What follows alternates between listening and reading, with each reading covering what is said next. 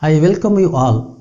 In this video, we are going to see what is the relationship between sleep and the obesity. Before that, if you are not yet subscribed our channel, please subscribe and click that bell button next to it so that you don't miss any of our videos.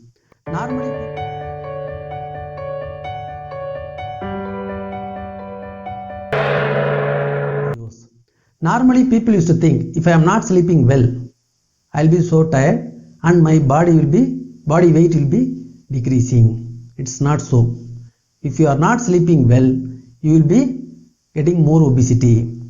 Your weight will be increasing.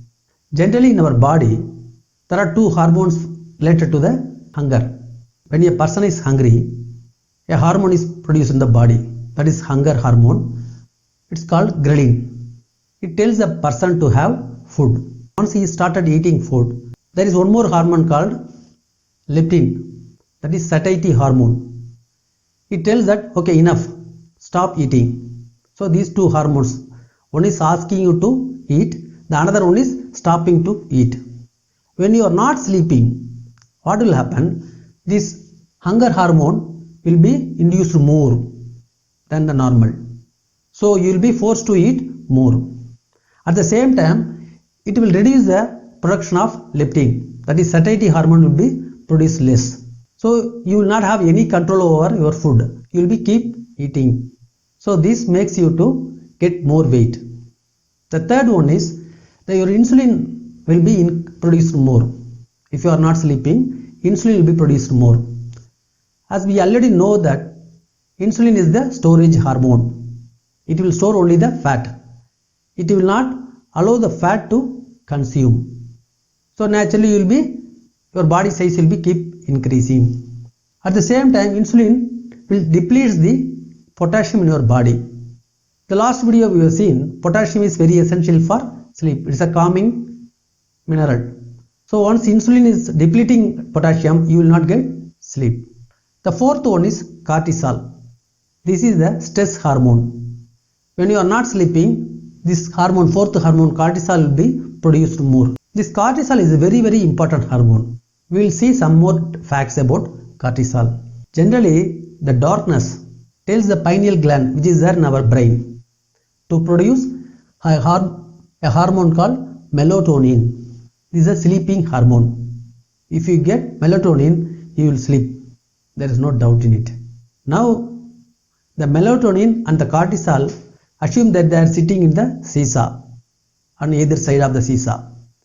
Means, if cortisol is increasing, melatonin will come down. When melatonin is increasing, cortisol will come down.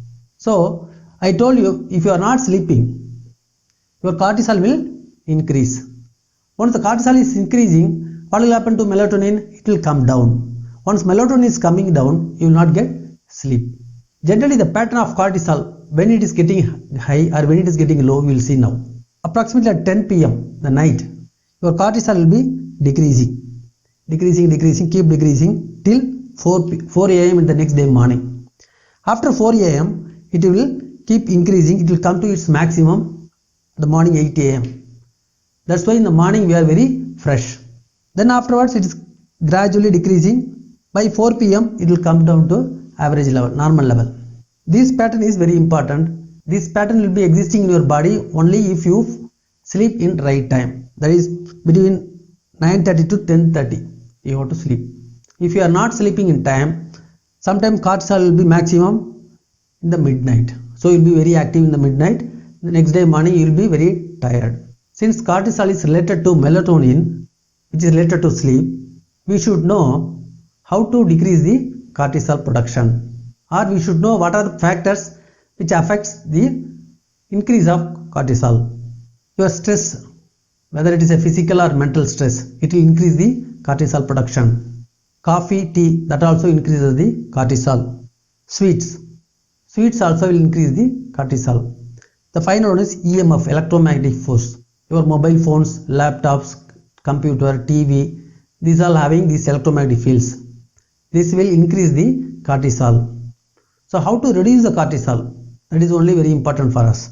You should have more potassium, that is vegetables. That's why I used to say 7 cups of vegetable is must in a day. From the vegetables only we can get the enough potassium. The second one is vitamin B1, then magnesium. Then in the evening time you can go for a small walk in the open space. These all factors will reduce the cortisol production in your body, so that your melatonin will increase, so you will get a proper sleep in the night. I hope you enjoyed this video. Thanks for watching. Comment this video, subscribe our channel to get our updates.